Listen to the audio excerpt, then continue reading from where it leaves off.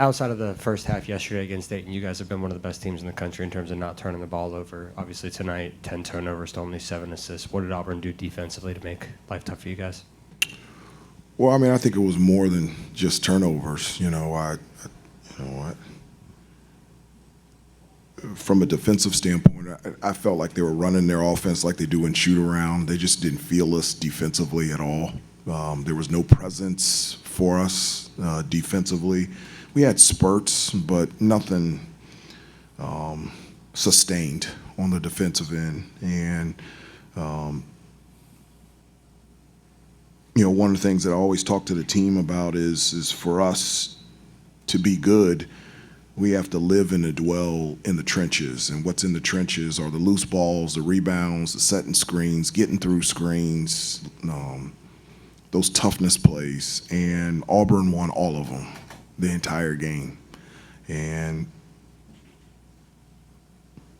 they were better than us. Hubert, I was going to ask you about that, actually, the assertiveness they played with. Did you feel like, you're talking about living in the trenches, you sort of saw the aggressiveness that you guys need to play with from Auburn tonight?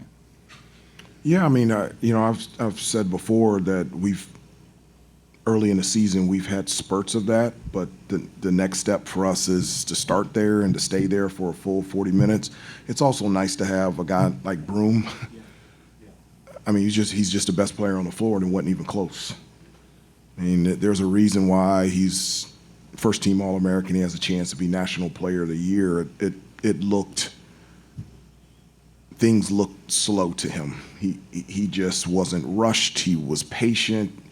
Whether we doubled, whether he was by himself, whether he was running the floor, he's in full command of his game, and he does so many things for this team. Generates shots for other guys. He can score. He can shoot from three. He can finish around the basket. He can draw fouls.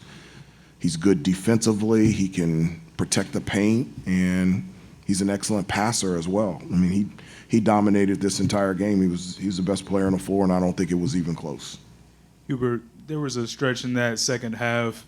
Auburn misses a free throw. They get they keep it alive, get 3 consecutive offensive rebounds, ends in a 3. You call timeout right after that. What were you kind of saying to those guys, and what specifically about that sequence did you not like? Well, it's the same thing about the trenches. And I've said that it has nothing to do about physical size. It does with the size of one's heart, and that we have to be able to rebound the basketball. We have to be able to get those loose balls. We have to play with composure in situations and in games like this. And I just felt like we lost our way and didn't do the things that we normally do out there on the floor.